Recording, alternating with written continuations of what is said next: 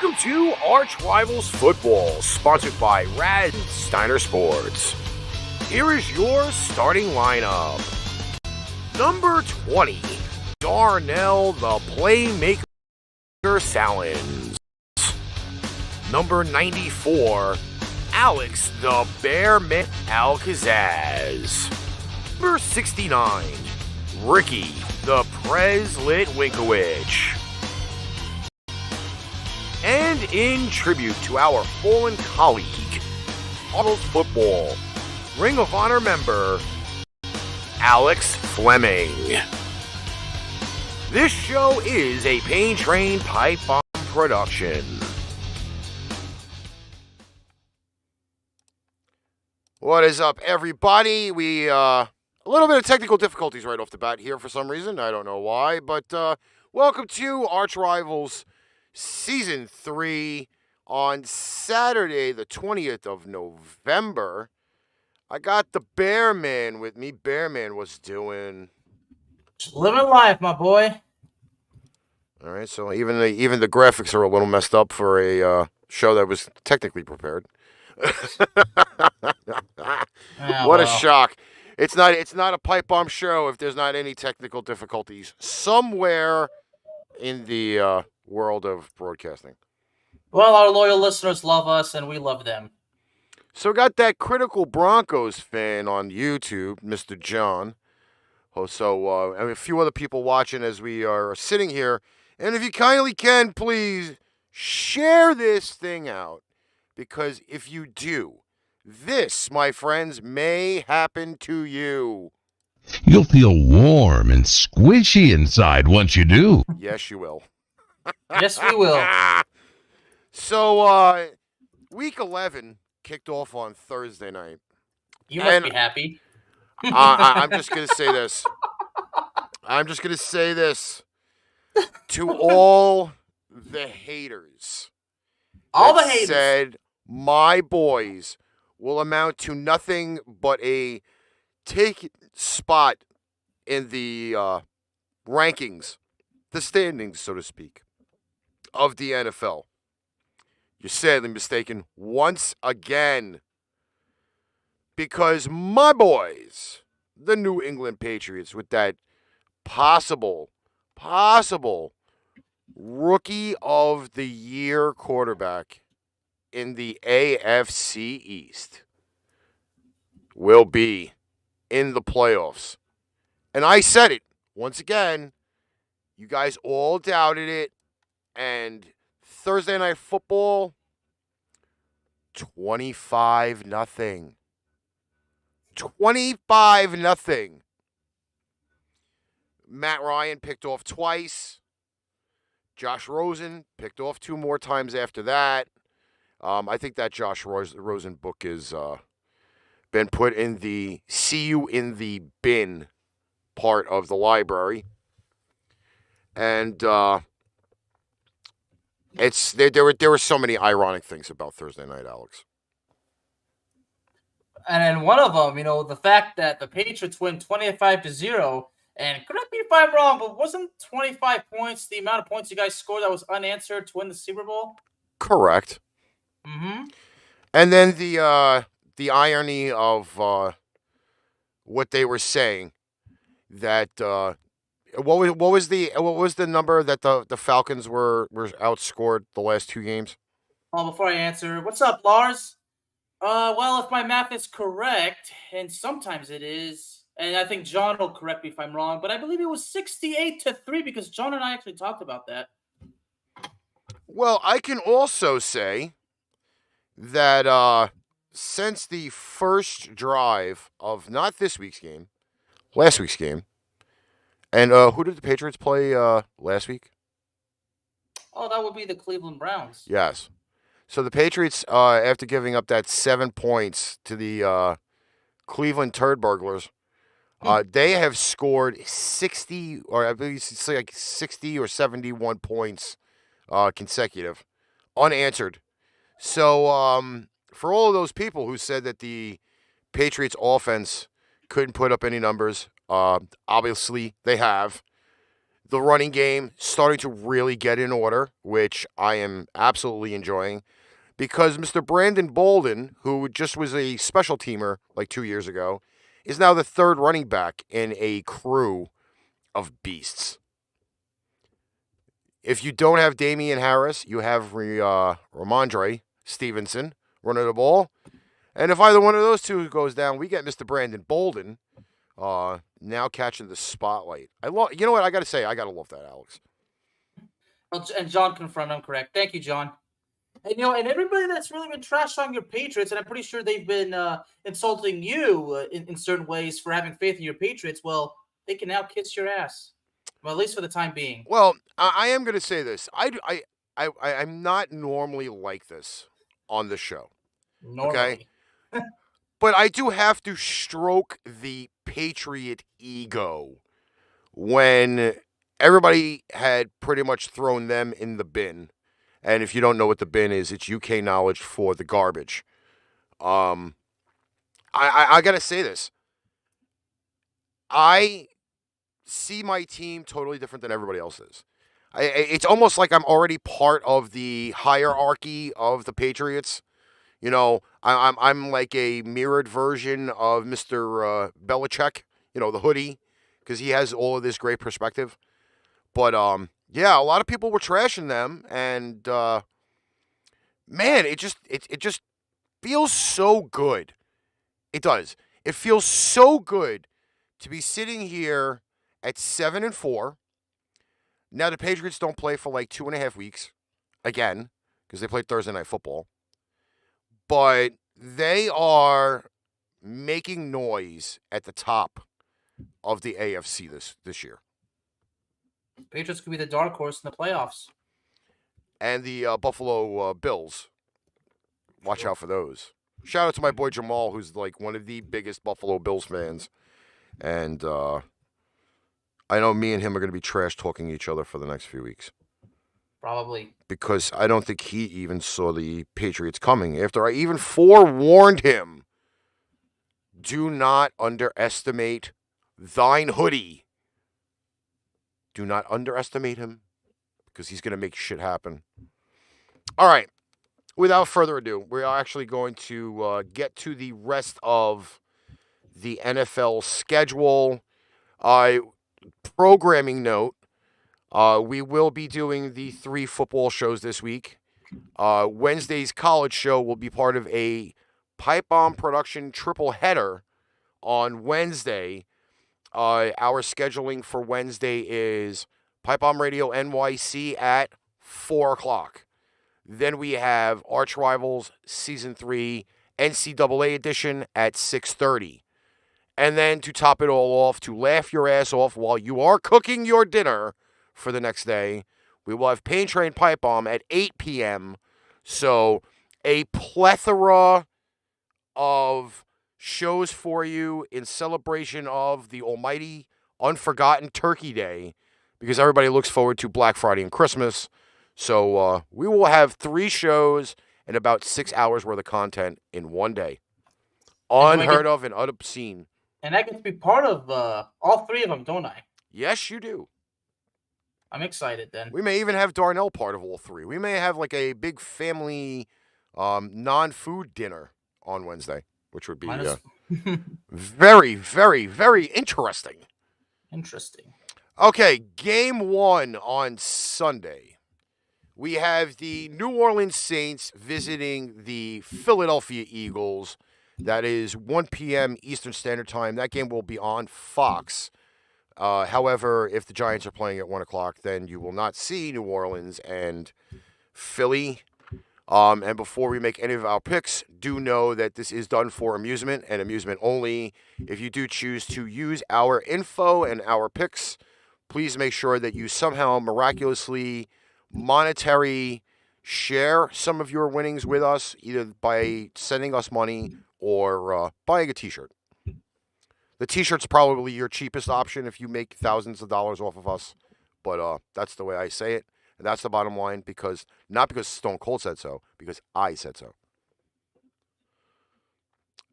Bearman, give me your outlook on the game. Give me the win percentages and the coverage percentages.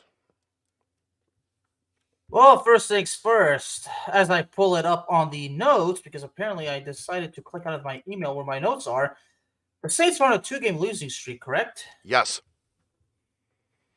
And it's not really looked too good. Well, I mean, they barely lost to the Titans, so maybe that's not so bad. But now we're talking about the Saints, that don't have their starting quarterback, but we thought they would win with Trevor Siemian, but the last 2 games that's not been the case. And now they're playing Philadelphia, and Philadelphia's coming off a win. Now, the win percentage is 53%, and the cover is 55%, and it's both for New Orleans. And Philadelphia is actually favored by 3 with 43 under. Now, this game is in the city of brotherly love, right? Yes, it is. So, obviously, the Philadelphia has been an advantage. And Miles Sanders has been activated from the injured reserve. So has Alvin Kamara. He's actually cleared So to is play Alvin this game. Kamara. So it might be in for a good game. But the question is, which one out of the 2 running backs is going to be healthier and in better to have the better game? well, let's play the Darnell matchup game, and I do include everybody else that is currently watching to indulge in our matchup game. Quarterback, who's got the better matchup, New Orleans or Philly? Well, that's a good one. Well, I mean, some would say Trevor Siemian because he's been in the league longer. Okay, Now, at running Jalen, back. now Jalen Hurts, we don't know. He could have a good game or a bad game. We don't know, but the same thing goes for Trevor Siemian. Okay, so then let's go to running back now. Who's got the stronger running back setup? That's difficult as well. I think I would probably go with the advantage Alvin Kamara. I mean, he's off the injured reserve now, and hopefully things like that. But there's also Miles Sanders, but probably Alvin Kamara because Alvin Kamara has made a stronger impact throughout his career. Okay, wide receiver. Wide receiver.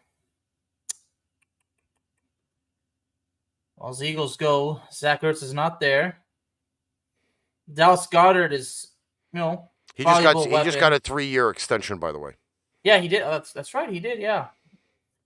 As far as the Eagle receiving core, who's still there exactly? Because I know that most of the big names can't really remember them. Hold on, let me see.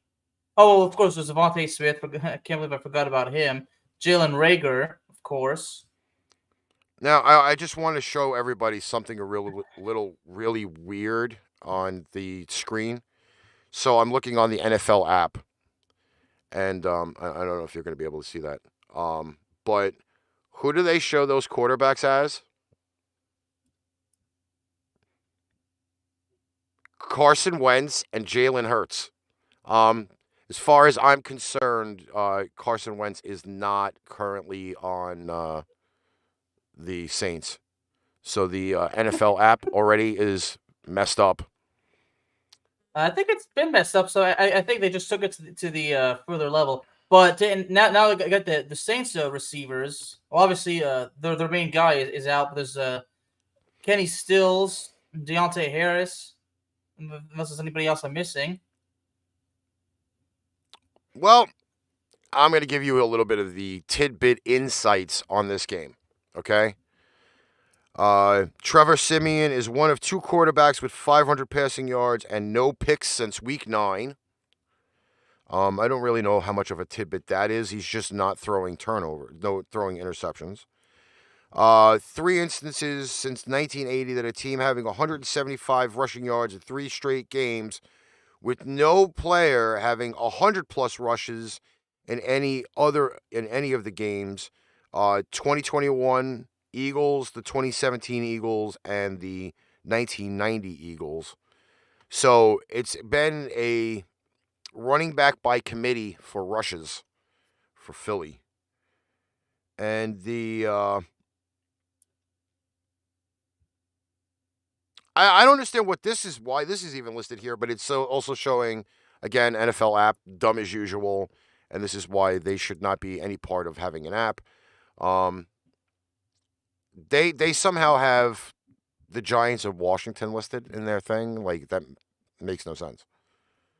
Minneapolis And I do pretty know worthless then. I do know that I'm kind of looking at the right game. So I know you are because I ain't going to insult your intelligence, but based on this game goes, it's definitely a game that I want to keep your eye on because it's hard to make the pick, but my sense is telling me I should go with New Orleans. My pick is, and this is for the betting part of it, and Alex, you can take the straight up part out of it too. I'm going with the Saints. However, I don't think the Saints are going to cover because they have been one of the teams that have allowed the fewest rushing yards in the NFL this year at like 70.3 yards per game. So I'm going to lean on the Saints defense. However, on the bet part, I'm taking Philly with the points. Actually, no, Philly's giving the points, actually, right? Yeah, they're giving 3. Actually, you know what? I'm going to go Saints across the board with that. Okay. So we're both going with the Saints. Yes. And Darnell's probably going to pick Philly. Probably. I don't blame him. Okay, next game up, 1 o'clock. Dolphins visiting the New York Jetropolitans. Just end the season. And we have a perfect soundbite for the feeling of this game, which hopefully is a little bit louder than it was before. Oh, boy. I bet.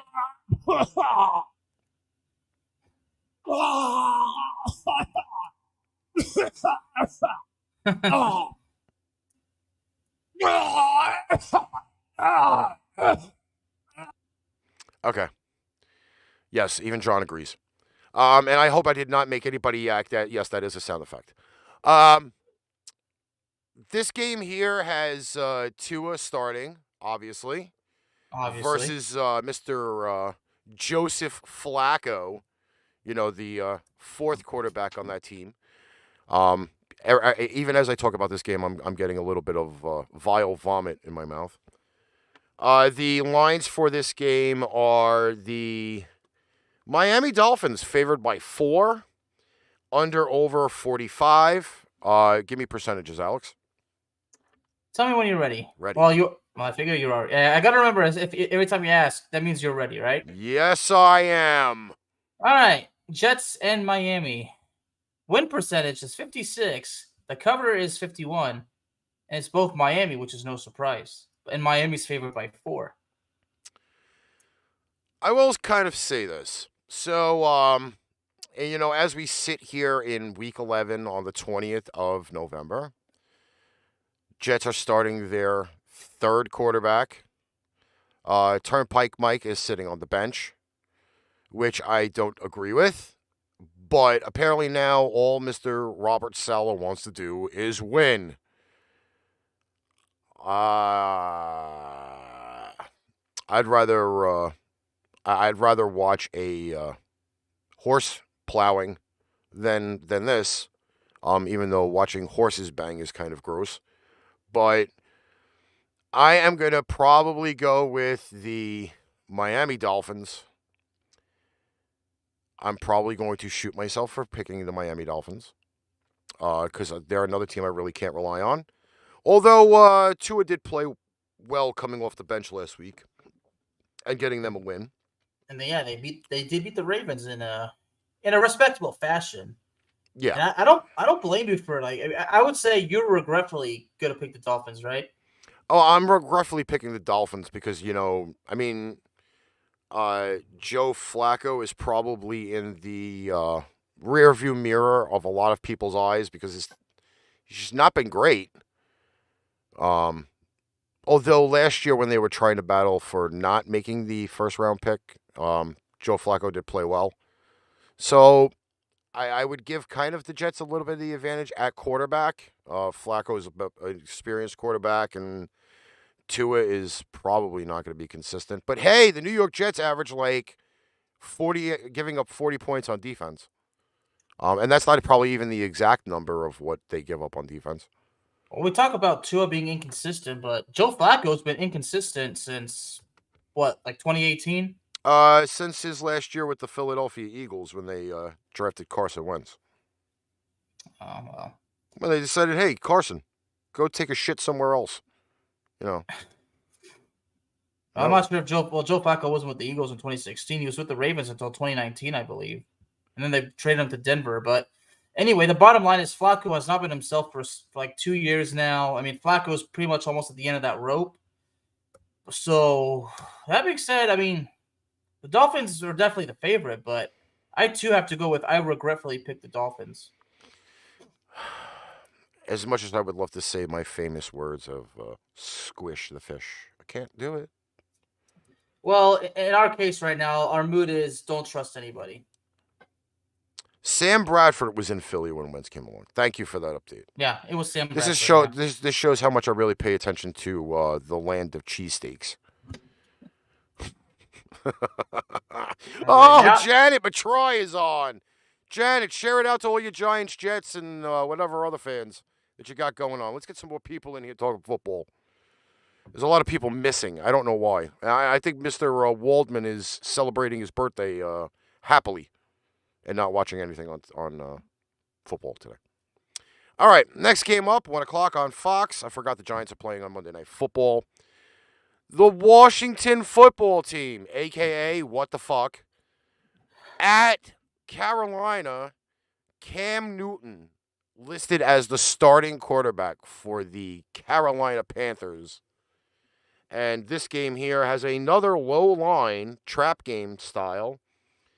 It is Carolina giving 4 under over of 43.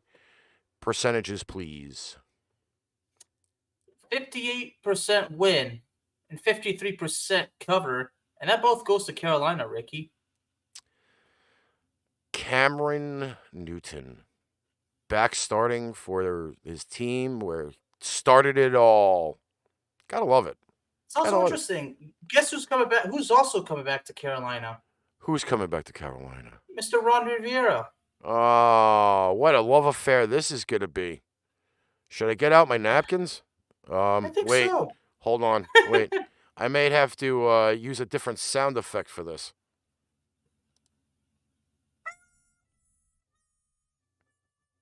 Yeah, there we go. Well, it's obviously interesting because we'll see how Cam Newton can keep it up with the Carolina Panthers right now. But yeah, as John just mentions, the D line for Carolina has major issues right now. Washington's coming off a huge win over the Tampa Bay Buccaneers against Mr. Thomas Edward Brady. So, but this isn't Carolina. We'll have to see how this goes. And Washington no longer has Chase Young, but let's be honest, Chase Young hasn't really. Has he done anything at all this season? I'm not sure of what his numbers are, but I don't think they're really great. A sack and a half, I believe. I mean, he's certainly not having the same as. He's certainly not performing as defensive rookie of the year, but. So for one of the comments that is in there, the crying napkins, not the rub it out napkins. I wouldn't waste a Kleenex on this game. Not even a baby wipe. No lube, nothing. I would not waste anything on this game. This game would be ultimate Limp Biscuit in my book. And I'm not talking about Fred Durst.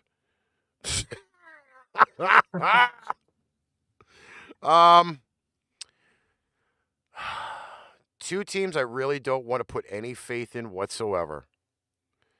It's not even worthy of the barf effect. No, it's not. It's not even a game where we could just sit back and relax and watch and enjoy the show. I don't even know if I'm gonna enjoy it. I don't think I'm gonna enjoy it. God, like this is embarrassing. It is, but like I don't even know how I really want to.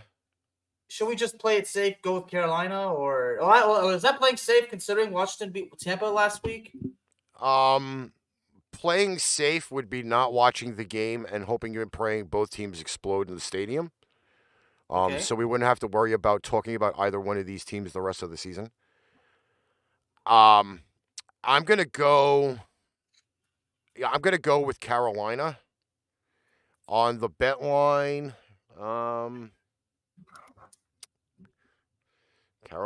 Carolina is spotting the points. I'm gonna go. I think Carolina's obviously because this game is at home and Carolina 5-5. Washington is 3-6, and Washington really wants to start a winning streak of their own. But the Carolina defense is still something to watch out for.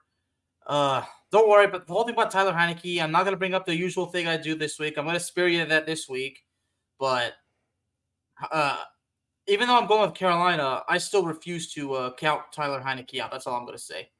All right, now here's an actual game worth talking about. 1 o'clock on CBS, opposite the Jetropolitan Squish the Fish game. We have the 5-5 Indianapolis Colts traveling up to Buffalo, facing the 6-3 Buffalo Bills. 1 o'clock on Sunday afternoon, and apparently I'm seeing a lot of really close lines for this week. So the line on this game here just so happens to be Buffalo favored by 7, under over 50. Now, knowing the fact that the New England Patriots are really in the rearview mirror of the Buffalo Bills, this is not a game that they really need to lose. Buffalo wants to win, okay? And do you desire the win and the cover for this one? Yes. Okay. So the win percentage is 59%, while the coverage is 51%. But win goes to Buffalo, while cover goes to Indianapolis. Well, the Indianapolis Colts have given up 23 touchdown passes this year, most in the NFL. Their secondary is probably just as worse as the Jets. Actually, you know what? I'm not even going to say that. I would have to say that the Colts secondary has to be a little bit better than them as well. A little bit. Buffalo has only allowed 6 passing touchdowns this year, fewest in the NFL by week 5. And the Colts have won their last 5 out of 7 after starting this season 0-3. So the potential is that Buffalo really doesn't like to give up a lot of points. They gave up a lot of points to Tennessee on Monday Night Football, when Josh Allen slipped at the goal line. Mm-hmm. John has the Bills winning but not covering. That is a very interesting way to look at it. What do you got? What is your? I got the Bills. Well, I mean, the Bills, scored 45 points on the road against the Jets. That's because, as you mentioned, the Jets secondary is that horrible, and the Bills secondary is pretty good. The Jets are going to want to score a lot of points at home in this one. In my case, I need Josh Allen to have a good game because he's my starting quarterback in my fantasy team. I have a feeling that there's going to be a brain fart somewhere in this game. I'm not lying to tell you that. And you look this up for me, please. The Jets, not the Jets, the Buffalo schedule, okay? And let's go over the records that they've played, because obviously the Colts are at a 500 clip right now, and I can guaranteedly tell you most of Buffalo's wins are against cheese puff teams. Well, they beat the Dolphins September 19th, 35-0. Cheese puff. They beat the Washington football team. Squishy. Well, check it. It only gets better. Guess who they beat after that? October 3rd. The Jets? Nope. Who? The Texans. Okay. Ow. And then they lost. And then they beat the Chiefs on the road, 38-20. So there was that win right there. Okay, so that's a win against one decent team. Okay. Mm-hmm. And then they lost to the Titans. Okay, they got shellacked. Go ahead. And they beat the Bills 26-11. And then lost to the Jaguars.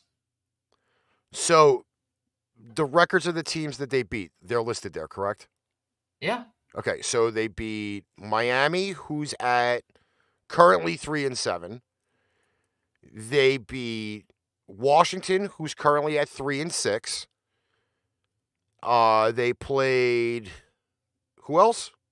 Houston. Houston, which I don't think they're even playing this week. Oh, no, yeah, they are. Yeah, that's right. Houston's playing Tennessee. Yeah, so again, Buffalo's only been beating up teams that are sub 500.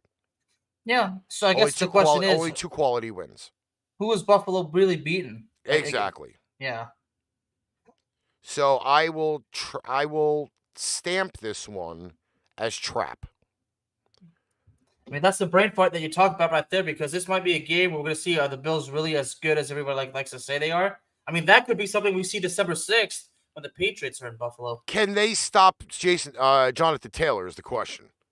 Because That's Jonathan one thing. Taylor has just been legit out. going off. Yeah. Yeah. I think I'm going to go the same way everybody else is usually going.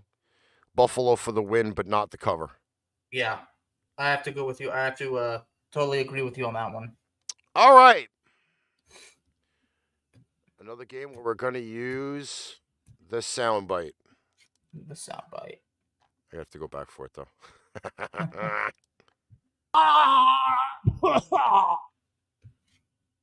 All right, it's not going to be a long puke.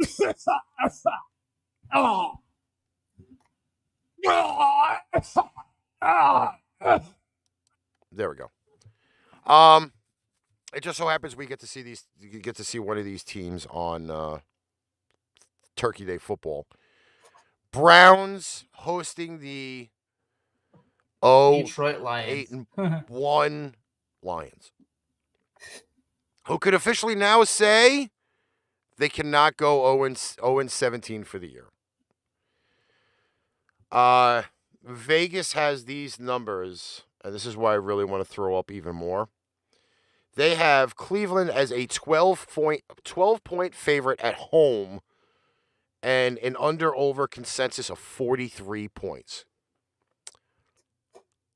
Now, I think with the exception of 2 games this year, the Detroit Lions with the points have covered.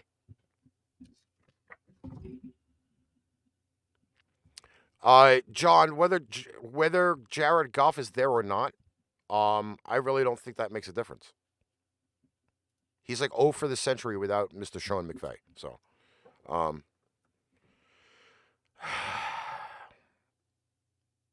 without even delving into it even more than what I really can, I'm going to pick Cleveland straight up and Detroit with the points.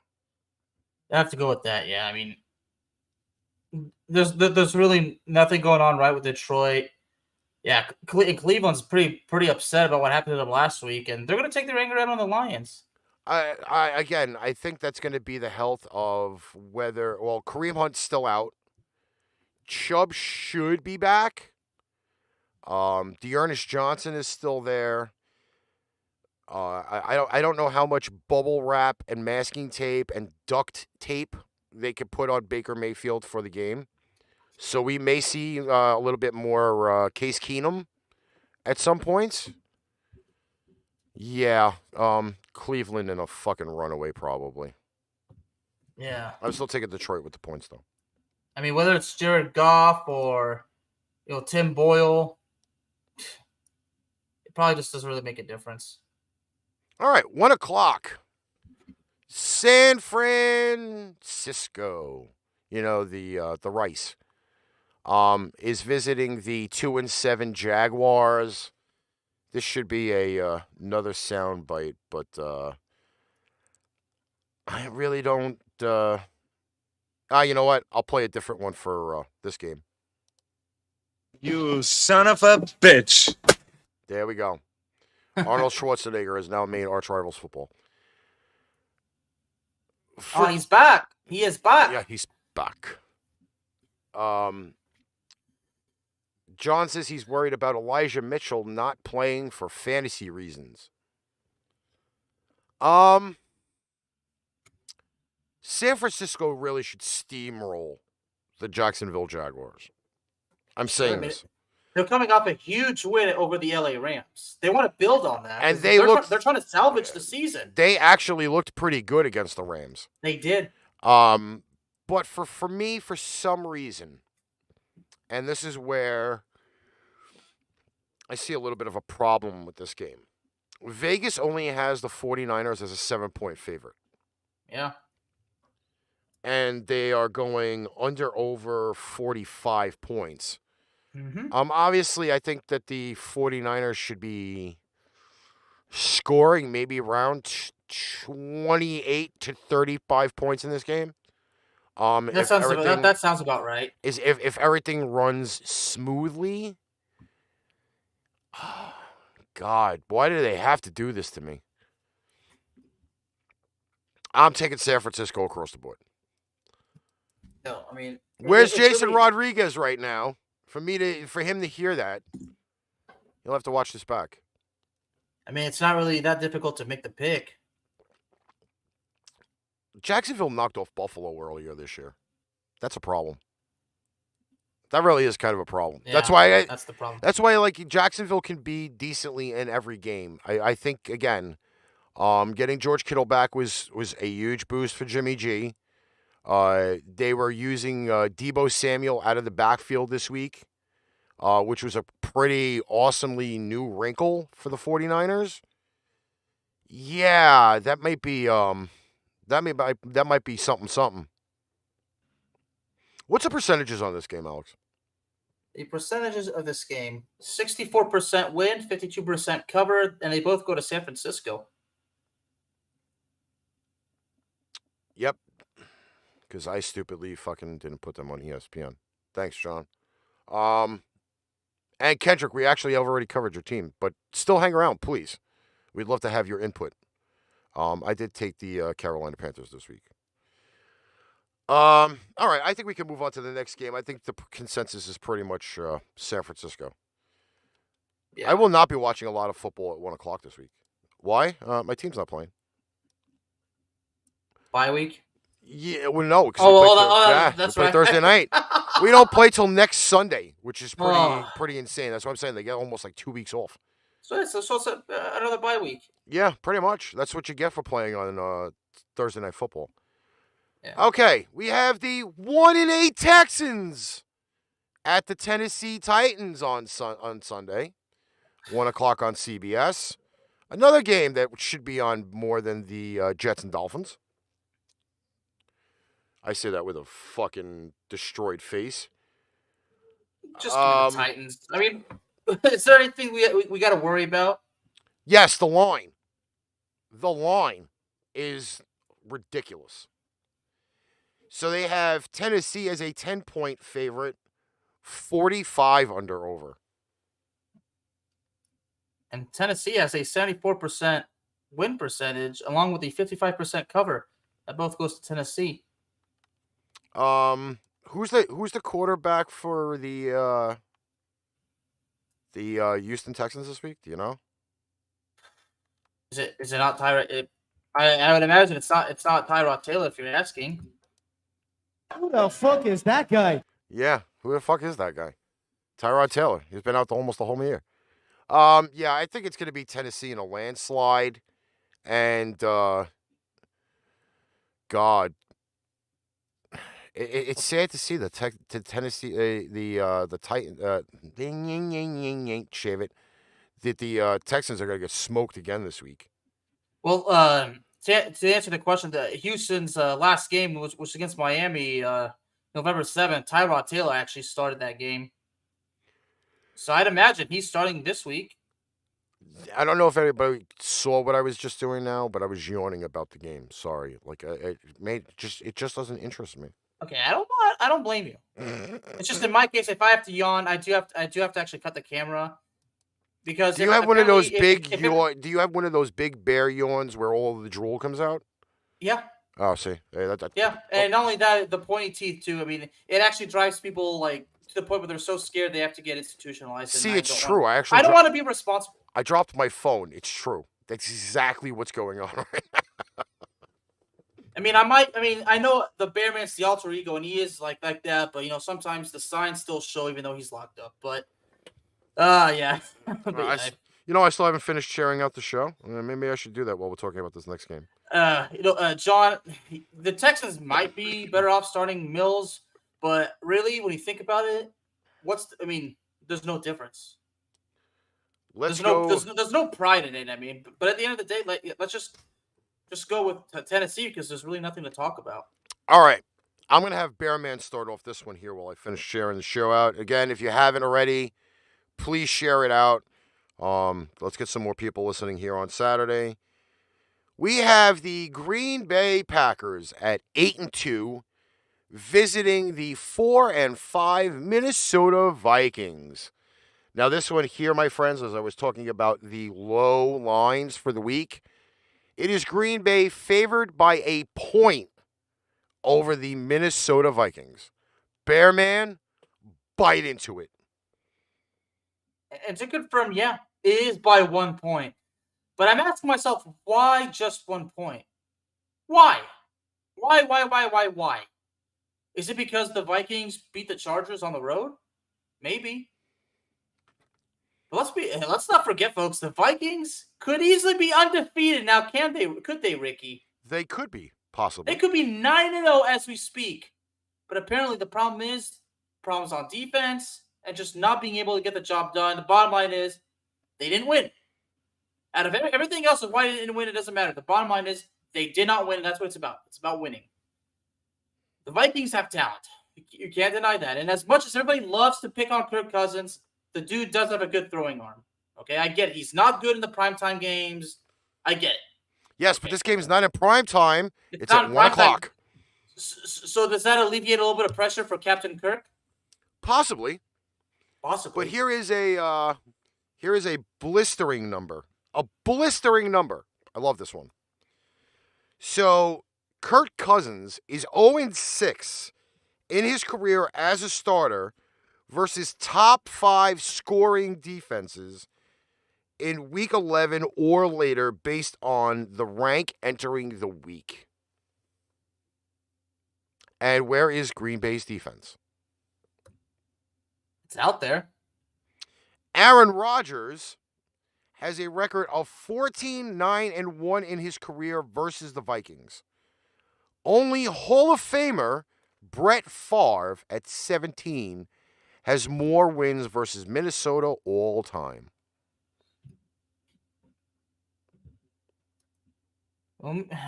As John just pointed out, the Packers are not playing good football. And here is another lovely little tidbit for all of those people out there. The Vikings are 0-3 and have allowed 465 yards total per game versus teams that are currently having 6 wins or more. By the way, the Packers have 8. So that being said, the Vikings too are not playing good football. No.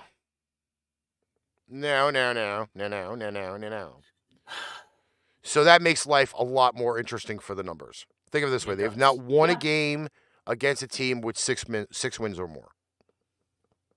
So really, it solidifies the point that Minnesota is just not a good football team.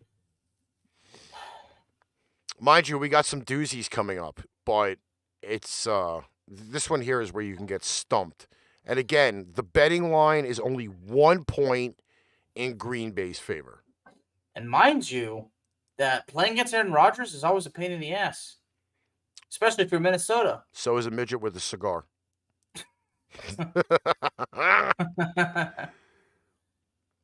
Michael Upton, welcome to the show, my man. He says, as a Dallas fan, what worries me is what comes to the playoffs is the fact that the Packers are 8-2 and, like you said, not playing good football. Yeah, I mean, see, Michael's probably just as worried about me about the possibility that Dallas has to deal with Green Bay in the fucking playoffs. I don't think that matchup's going to happen.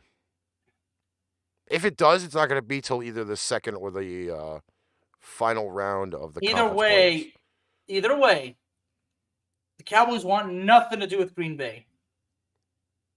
Because I tell you, whether it's the divisional playoffs or the NFC Championship, everybody's just going to pick Green Bay. I'll just say this so we can get back onto the topic, though. I kind of see Dallas Tampa in the second round. Okay. Well, That's what I will say. I'd rather see that than Green Bay because Dallas can certainly take care of Tampa the second time around. But now back to the topic. It's tough, like it's not okay. I don't have a hard time going against the Vikings because one of my best friends and good friends, well, two of them actually, Mr. Braverman and Mr. Steve Adams, they're both Vikings fans. Although Steve Adams is a native Minnesotan, and he's a lifelong suffering Vikings fan, and that does make me cry for him, even though I'm a Cowboys fan. And we won our Super Bowls at the expense of a certain trade, but I really want the Minnesota Vikings to win, obviously. But since the Packers are okay, you know what? Honestly, let me ask you this, Ricky: the Packers went over Seattle. Like, should we consider that a good win, or was that just like one of those wins against a Seattle team? So I mean, it's nothing really to be proud of. Well, nothing to talk about out of it. Okay, so this is the way I can kind of relate to Green Bay and Seattle from last week. Okay. For everybody who drives, you'll know this exact feeling and sound. Getting a flat tire and trying to drive to the gas station to get air put in it. It's slow, it's wobbly, it makes your car shake, and you get nervous that the tire is going to fall off and roll down the road. That's exactly how that game was, okay? It was a very shaky game with two quarterbacks that, one coming off the global bastard, and if you don't know what the global bastard is, you have not watched our show enough. And B, another quarterback coming off surgery to repair a tendon in his middle finger of his throwing hand who hadn't played in like 7 weeks. It's not one of those games that makes you feel safe, just like the flat tire on the middle of the highway. Again, this global bastard shit has gone to show that it just does not feel safe. Okay? Like, guys don't have the stamina for a few weeks. They don't have the right feeling for a few weeks. And yes, even though it is mentioned in our chat that they don't have Aaron Jones for possibly 3 weeks, they have this guy Dylan who apparently isn't Aaron Jones, but can run the ball just as well as Aaron Jones. And that's probably why they have a 1-point line for the game. So it's Dylan versus Dalvin Cook, who apparently still has beaten up some woman in the past. I'm going to go Minnesota. Really? I'm going Minnesota.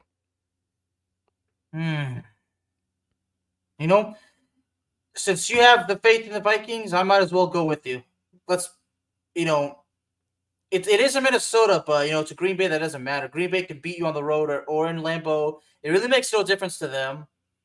But if Minnesota is really at this point says enough with this bullshit, we have talent, we can win.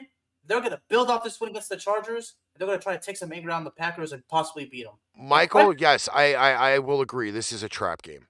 It is a trap game because there is just a trap game. Because if this was a typical Green Bay game, Green Bay's favored by 5 or more in this game, and they're not. They're only favored by 1. Yeah. So I'm going to take the risk. I mean, everybody's probably going to laugh at me, but you know what? Give me the Vikings. Okay, the last of the 1:00 games. Thank fucking God. Baltimore at Chicago. Another game that's supposed to be on Channel 5, and it's not. It's on CBS, which is Channel 2 here in New York. Ravens are probably going to be the favorite. They have Baltimore as a 6-point favorite. And the funny thing is that this line is going to change. It is highlighted in red, which means it is not a definite number. Bears have now currently lost Khalil Mack for the rest of the year, out doing foot surgery. So it's Justin Fields versus the man who says nobody can figure him out. Go. Go. Go figure. What do you got, Alex? What do I got?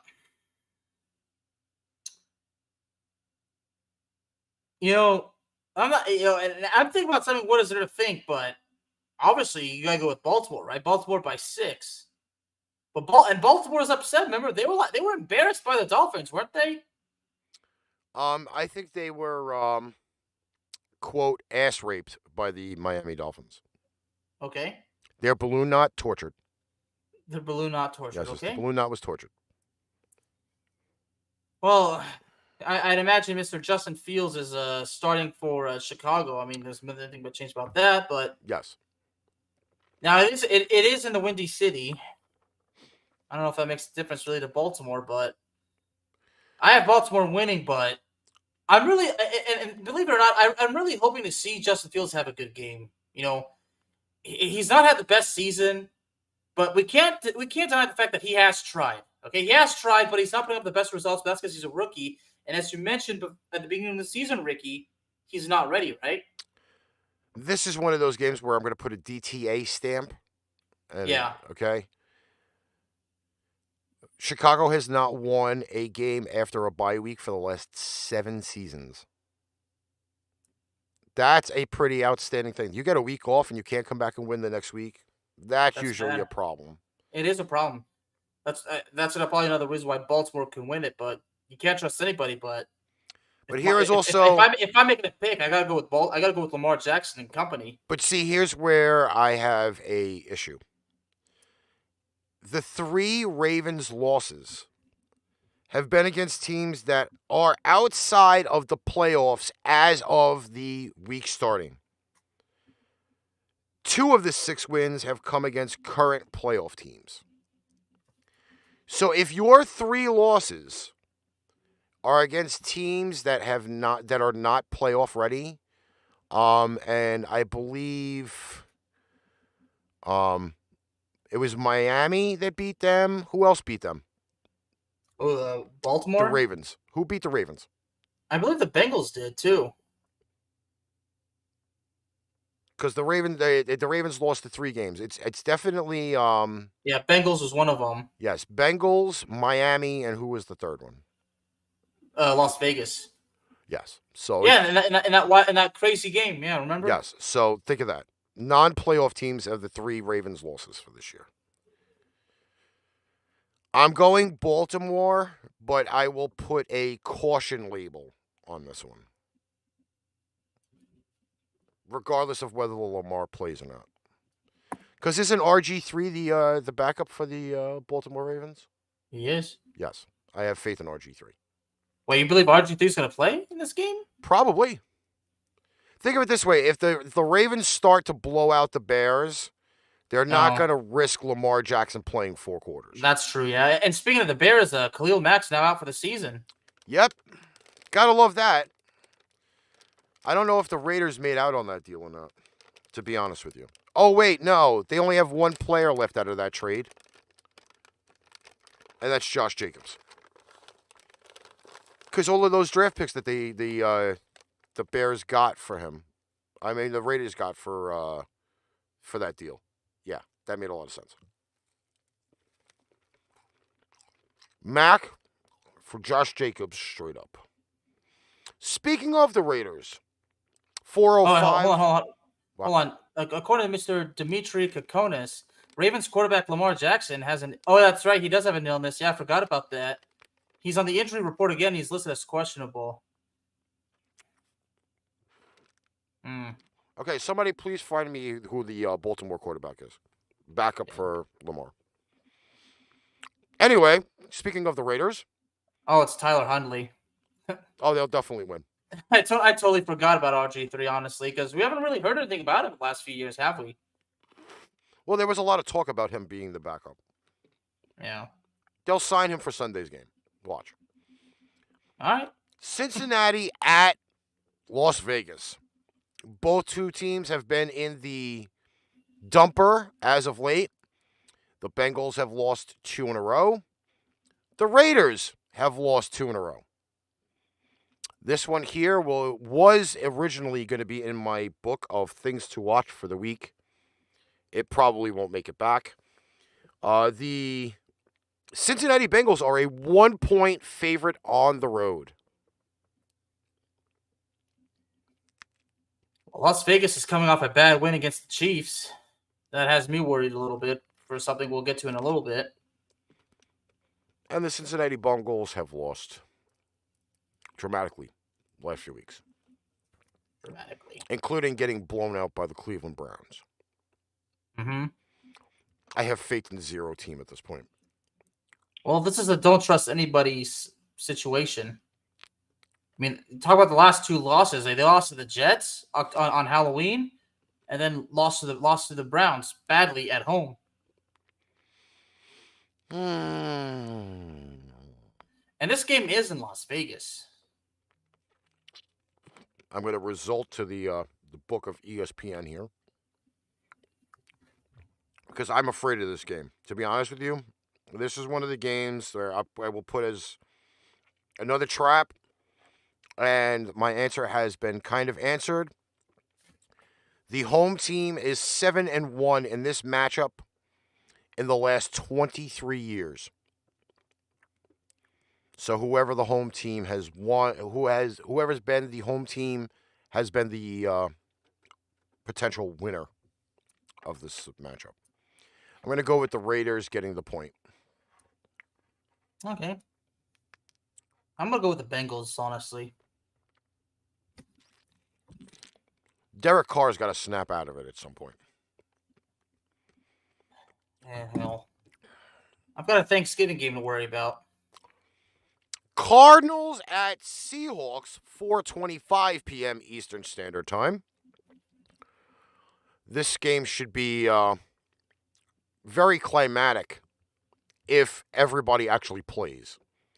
Now, the rumors are that Kyler Murray is playing for this game tomorrow. D-Hop is supposed to be back tomorrow. Yes, another DTA game.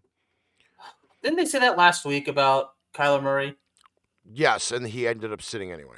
And they said that 2 weeks ago too, didn't they? And the Cardinals ended up getting smoked. Yeah.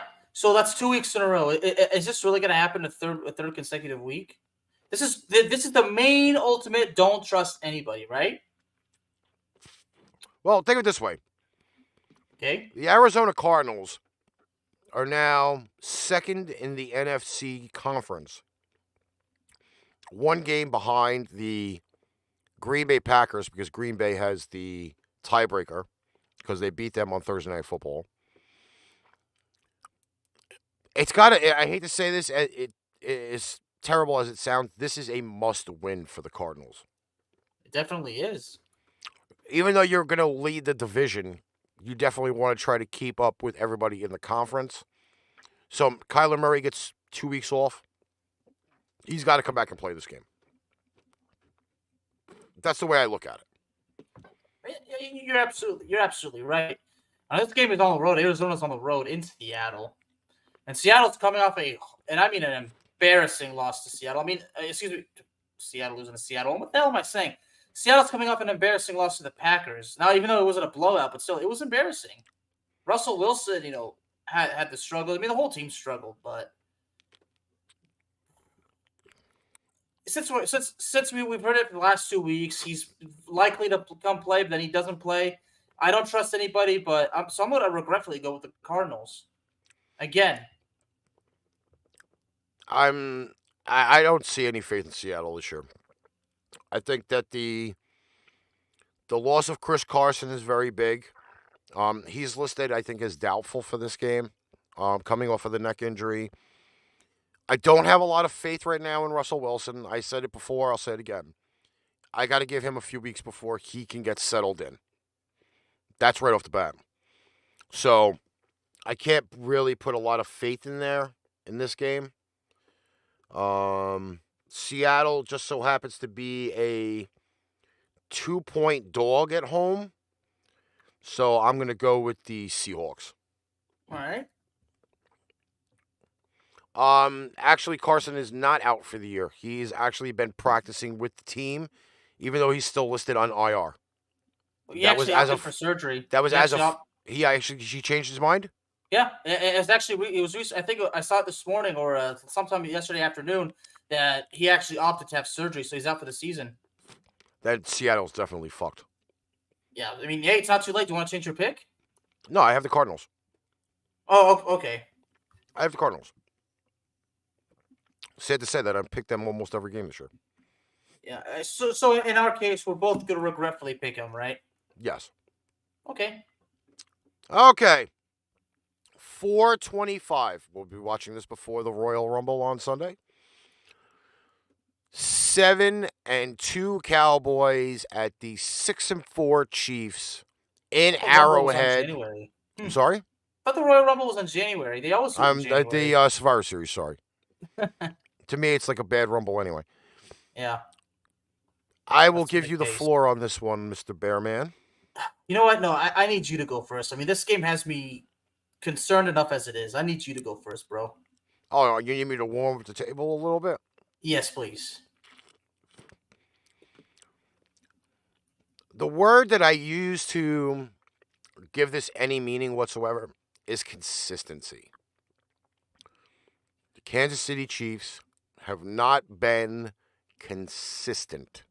Sean's already picking Kansas City because it's a Chiefs home game. Okay? Yeah. It's going to be loud. The differences between this and any other game that you'll probably see this year. For one, we have not seen one player that the Chiefs signed this year so far. And Bearman, you could probably confirm this for me. Okay? Okay. I believe it was week 6. The Chiefs signed a guy called Josh Gordon. Has he played at all? Dude, you know what?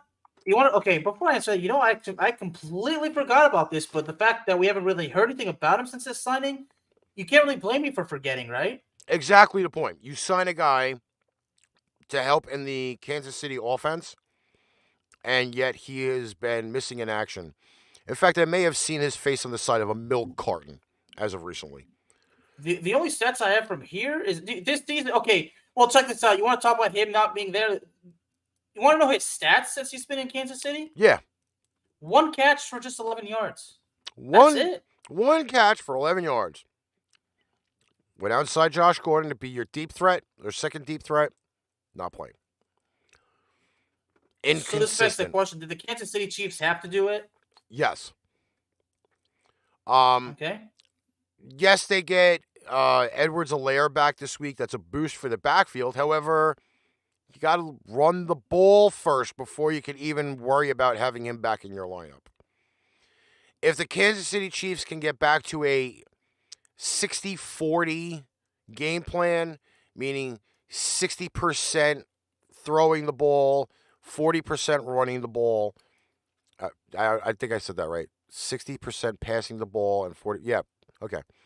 The Kansas City Chiefs will have a shot to win this game. However, the opposing side, as I was discussing this with Alex last night, the Cowboys are getting a viable piece back, which will then make their passing game even more dynamic. Tyron Smith? They're getting Tyron Smith back, and they're also getting a wide receiver back. Which wide receiver back? Gallup. Gallup came back last week against the Falcons. Yes, but now he's got game in. Okay, he's got a little bit more. So now he's officially back. Okay. Yes. As far as Tyron Smith goes, I actually said this on my show last time when I did the preview. He has been practicing on a limited basis this week, but I'm not sure if they've officially announced him as activated. I would imagine he's a game time decision, but since he's been practicing on a limited basis, I mean that's been a lot last couple of years because he unfortunately has difficulty staying healthy. I don't want to say he can't stay healthy because sometimes I feel like that's taking out on him. I mean, it's not his fault. I mean, unfortunately, people get hurt, and some other players are fortunate enough not to get hurt.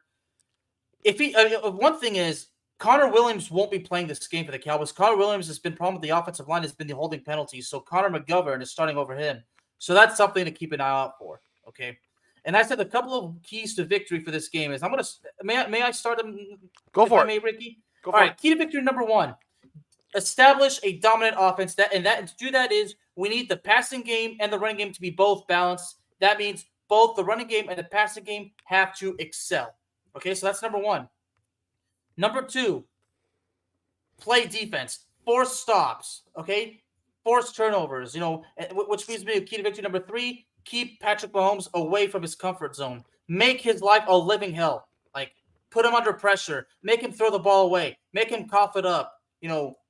That's what and like that. And then number 4, avoid the goddamn penalties on offense and defense. Number 5, finish strong. That means this: Cowboys get the ball first, drive down the field, score. Defense makes a stop, you get the ball back, do it again, you score. Okay, you settle for 6 points, don't have to settle for 3 points.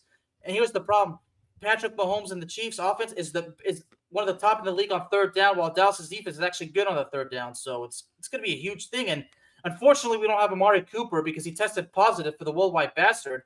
And the fact that he has to sit out for like 10 days, that means he's going to miss 2 games. So that's an unfortunate loss for Dallas, but there's still weapons out there. Yeah. And we need the running game to be. I mean, the Chiefs still have problems on defense, right? And as of late, they've been about like 70-30. Okay. Is it more problematic for them on the running game or the passing game? I think they got to be more effective with the run game. You got to keep Kansas City's offense off the field. That's what I meant by defense has to. And that's part of the keep Patrick Mahomes out of his comfort zone. By that I mean don't let him beat you. I'm going to show a little bit of a love-hate for both of these teams. What did I even say the line? No, I didn't. Kansas City only a 3-point favorite at home. Dallas is going to have to dominate on the passing game and the running game. That's why that's key to victory number 1. The running game has not been good for Dallas for at least 3 or 4 games. I'm going without Tyron Smith. It's been awful. Bearman, look for 54 for Kansas City. He can get through the line. Tackles for loss on your backs. I'm going Dallas. I'm going Dallas. Okay, explain why. I mean, it's not that I'm not arguing. I'm just so curious to know why you got Dallas. Because you're the one telling me I have faith in my team, so I want to know. I want to know your perspective. Again, consistency is the key. Consistency is always going to be the key. What is the one thing that the Cowboys have been doing consistently over the entire year? Running the ball. Well, okay? That's not been the case the last 4 games. They're not. That's not been the case the last 4 games. Yeah, though. but look at the teams that they've played the last few games. Okay. Kansas City is notorious for not having a great run defense. They're notorious. If I could play the Big E sound right now, I would, but I can't. So do you believe the running game for Dallas is going to be the extreme effectiveness? I think that's going to be the key thing to the whole deal. Again, Dallas has not had a lot of turnovers as of late either, which has always been a good thing. And that's one thing you don't want to give the Kansas City Chiefs is a short field. So if you're not giving up very many turnovers over the last few games, then you should be okay. And really the only black eye that the Cowboys have had was the Broncos game. Okay. That was the only black eye they've had. Again, they're consistently doing very well in that department. Okay, tied 7th for tackles for losses with 10. I don't think it's going to make a difference. I think Dallas is still going to be very, very strong in this game. So I guess it's now my turn to make the pick, right? Yeah. Okay. Well, fortunately, I am going to go with my boys, and not simply because I love my boys, but because they certainly have what it takes to win the game. The question is, will they do what they need to do, and will they stay focused and be ready and take care of business? Okay. I've said it before, if the running game is working to their advantage in an excellent way, you keep doing it. If it has to go to the point where Dak Prescott is not even going to be able to throw the ball anymore, then so be it. If the running game is effective, you keep doing it. Okay. Killing the running game in that situation is bad. Now, if we have to pass more, we're going to have to involve Zeke Elliott in the pass protection because he's been doing good at that. Well, again, this is the last little tidbit I'll leave about this game here. It just so happens that Dallas gets to play both teams from the Super Bowl last year. They obviously were a field goal kick away from beating the Tampa Bay Buccaneers. If they can show the moxie that they had against Tampa week 1 against the Kansas City Chiefs, then you know the Dallas Cowboys are for real this year.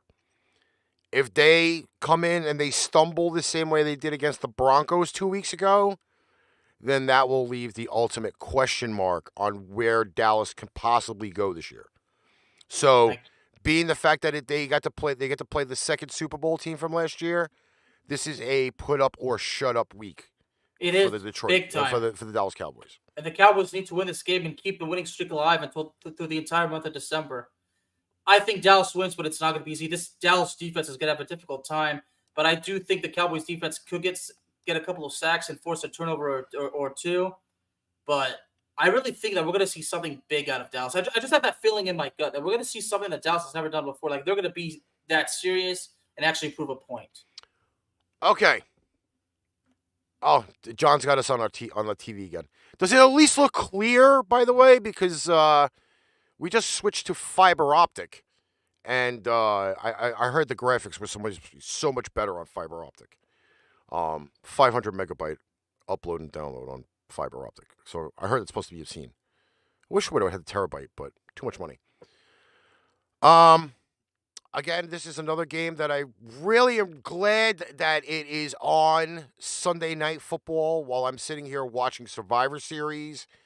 I'm not really going to be too happy about this game. It is the Pittsburgh Steelers on the road, Sunday Night Football, visiting the LA Chargers. Big Ben coming off of the global bastard list. And Justin Herbert has looked like a teenager the last few weeks. Sunday Night Football has the Chargers as a 6-point favorite at home. Well, is it going to be? Should we take Pittsburgh seriously because they had all their chances to beat the worst team in the league? They didn't fucking do it, and they kind of choked their opportunities in such a humiliating way. It is pretty difficult right now to take the Pittsburgh Steelers seriously. Well,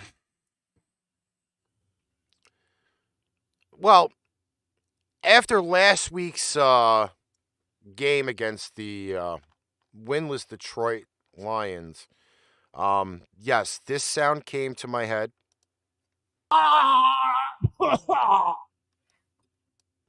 And then another one came up to my head, too, because I got to say that this is pretty much the reason why we don't know what the Pittsburgh Steelers are. I'm not here to blow smoke up your ass. Exactly the point. The Pittsburgh Steelers have been blowing smoke up everybody's ass through fucking 10 weeks of this year. They have like 2 or 3 good wins, and then they shit the bed against the winless Detroit Lions, whom rightfully, whether regardless or not Ben was playing, they should have smoked the Detroit Lions. And they didn't. Okay? It was in Pittsburgh, too. Tomlin has rookie and second-year quarterbacks, is great with a winning record. Diaz more picks than TDs allowed, and yards per attempt is really low. I'm sorry. Like, I just don't. The Chargers got to break out at some point. They're on a very heavy losing streak at this point. I think they've lost, 3 out of their last 4? Mm-hmm. Am I correct on that? Yeah, the Chargers have really kind of stumbled a bit. And again, Ben coming off the global bastard list. Again, how is Ben really going to play? Joey Bosa came off the global bastard list. He's active this week. I'm going the Chargers. And I think I'm going to go, but I'm going to take the Steelers getting the points. Well, it is in Los Angeles, but, last week the Chargers have lost at least, I know they've lost at least, I think it's at least 3 times. They lost to the Patriots was it the Detroit Patriots? They also lost aside from the The Cowboys. Patriots are and the ones that started the losing streak. Are you sure? I think it was the Cowboys. Well, the losing streak, like at Yes. home, or The current losing streak that they're on right now was started by the Pats a few weeks ago. Okay, because let's keep in mind the Chargers lost to the Cowboys at home in week 2, in what was a kind of an interesting finish. But I'm not just gonna go like the Chargers are at home, so they're gonna win. I mean, the Chargers have not looked the best team at home too. So, I mean, that happened last week, but I look at it like this: the Chargers lost last week to a Vikings team that is good, but that just could not win, and they just finally decided that they just decided they're finally going to find that win. Now we look at a Pittsburgh team that again had at least 3 chances to put Lions away in overtime. They pissed them all away, and the last one was embarrassing by that fumble. Okay, and it wasn't even embarrassing how a Pittsburgh player said, and I quote, "I didn't even know you could tie in the NFL." Unquote. And it's hard to take the Pittsburgh seriously right now because we're going to have to see how Big Ben does because he's coming off the list of the worldwide bastard. I almost let it slip. Yeah, I know. But I have to. I guess. Good catch. Right now, we're kind of looking like this: Ben Roethlisberger, the dude from yesteryear, the legend that's been around since 2003, versus Justin Herbert, the dude with the potential of being the future of the league. So, that being said, Justin Herbert really wants to kind of avenge some of the mistakes the last couple of weeks, and because he's young, I feel like he's super motivated to do that. So I think I have Justin Herbert winning this one. Yeah, I'm going the Chargers. I definitely think the Chargers got to bounce back at some point. They're still in the running for the division, Yeah, which is kind of a blessing for them, even though I believe they are third in the division. I think they are ahead of the Broncos, if I'm correct. I think the Broncos are dead last right now. Okay. Monday Night Football. Gotta love it. Monday Night Football. Giants at Tampa Bay. The Tampa Bay Buccaneers, losers of 2 in a row, facing a semi-red hot New York Giants team. They get most of their pieces back this week. Saquon's playing on Monday Night Football. Kenny Golladay is playing on Monday Night Football. Daniel Jones is playing Monday Night Football. Defense looks fairly decent at the last few games. I got to give them that. The Giants have been playing fairly well. They're reinventing themselves week by week as they get some of their pieces back. Giants, I believe, are 3 games back in the division of the Cowboys. Am I right on that? 3 games back? Yeah, I'm double checking right now, but I believe you are. Yep, the Giants 3 games back. Yeah, they're bottom, tied with Washington for the bottom of the NFC least. And John, I kind of agree on this one too. He does say this is a don't trust anyone game. Antonio Brown, recently news came out that he bought a illegal vaccination card. He is up to his old bullshit again. Thank you, Antonio Brown, for proving my point. You win a Super Bowl ring, and then you decide to be a pansy. Yes, I called him a pansy on fucking ArchRivals Football. Bearman, hit me up with some numbers. Please hit me up with some numbers. You want the with the win percentage and the cover? Yes, give me the carte blanche numbers on these games. 69% for Tampa with a 52% cover, and that goes to New York. Tampa's favored by 11. Now, with all so Kenny Golladay is back. Saquon Barkley is back. What about all the other weapons? Who else that has been gotten hurt? Who else is coming back? I'm going to look at the injury list in a minute. Yes, I said a fake global bastard card. For those who don't know what the global bastard is, it is that and the worldwide bastard are our nicknames for the 5-letter C word with the number afterwards, or the V word, which is a 5-letter word. We are not allowed to say those on air because every time one of those words is said, we lose money. So we called it the global bastard or the worldwide bastard. Let's see. Well, they have Barkley listed as questionable. Shepard is still out. Devontae Booker is questionable for the Giants. There is no Antonio Brown again. Gronk, questionable. I just don't understand why Tampa is loaded with all these weapons and they still cannot get their asses off the ground. Oh, wait, there's a 45-year-old quarterback running around on the field.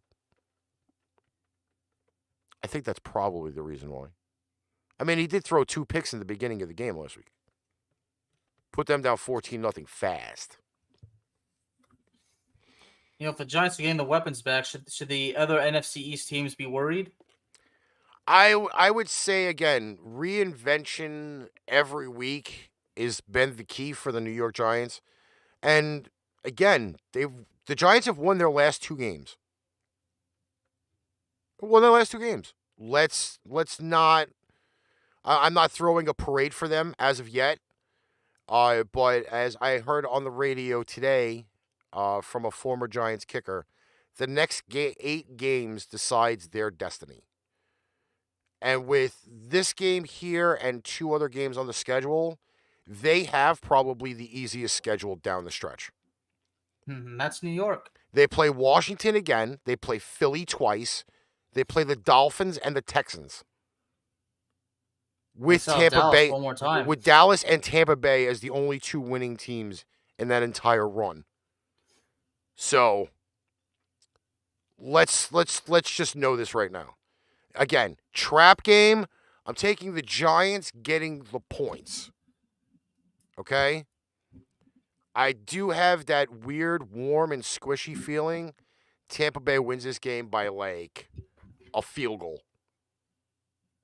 That sounds about right. I mean, New York is getting these weapons back, and they do have talent, so it's just we'll see if the play calling is done correctly. That's what we've got to worry about when it comes to the Giants. So, but this could be the tail of the tape for the Tampa Bay Buccaneers, because if they drop 3 in a row, not only are they dropping down in the conference more, but now that division lead that they have is going to shrink. Carolina at 5-5, 2 games back. Saints somehow miraculously win this week. They're back in the hunt. Even the Falcons, which is kind of ultimately scary, they're still kind of in the hunt. All they need to do is run off a 3-game streak, and they're back in the division race. So, again, Tampa may be just sitting there with their foot hovering over the gas pedal, or they have it on cruise control right now. But I don't know. It's a little crazy that, again, like John said, last 3 games were won by a field goal or less. So, buyer beware on Tampa and the Giants.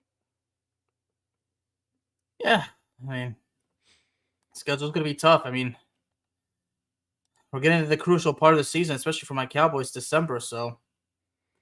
And once again, for all of those haters, my boys are 7-4. The New England Patriots 7-4. 25-0 over the Falcons on Thursday night. Okay, so if you guys have tuned in late, we're going to update you on our schedule for the week.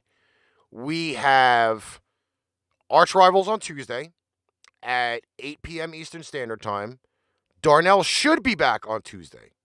I believe he said that. Then we have a triple header on Wednesday, Turkey Day Eve, starting at 4 p.m. Eastern Standard Time. John, I definitely want you a part of this somehow. We have Pipe Bomb Radio NYC at 4 p.m. Eastern Standard Time. ArchRivals College Edition, 6:30 p.m. Eastern Standard Time. And Pain Train Pipe Bomb, so you can laugh your ass off while you're making your holiday dinners, desserts, spanking the monkey with a turkey up your ass, or something like that, at 8 p.m. Eastern Standard Time. The entire Pipe Bomb crew will be around for the entire time 6 hours of content. 6 hours. Never done in Pipe Bomb history. We are doing it this year. So make sure you tune in on Wednesday as well. We'll have the schedule posted on all of the pages. And if you have not done it, please like, share, follow, subscribe, buy merch so we can make some money, because I know people are still going to make money off of our show anyway. And that's my final words for the show. Bearman, lead us out. Well, it'll be an interesting week, and I'm proud to say I will be on these 6 hours of footage. I will be there, Ricky. So should the world be excited? Most definitely and indubitably. And I know I'm excited. All right. Everybody have a great weekend. Enjoy the games. Please do us a favor, if you don't get to tune in while we are live, please have a safe holiday. I know I'm saying this prematurely, 5 days early, but have a safe holiday. Don't drink and drive. And we do expect to see you soon on the next edition of ArchRivals Football, Pipe Bomb Radio NYC, or Pain Trade Pipe Bomb. For the Bearman and the missing playmaker, we're out. Have a great rest of the weekend. Hey, did you like that show? Like, share, follow, subscribe. Share out our shows to all of your social media. Need merchandise? Check out paintrainpipebomb.threadless.com for quality merchandise at great prices. Tune in next time for another edition of ArchRivals Football, and we'll catch you on the flip side.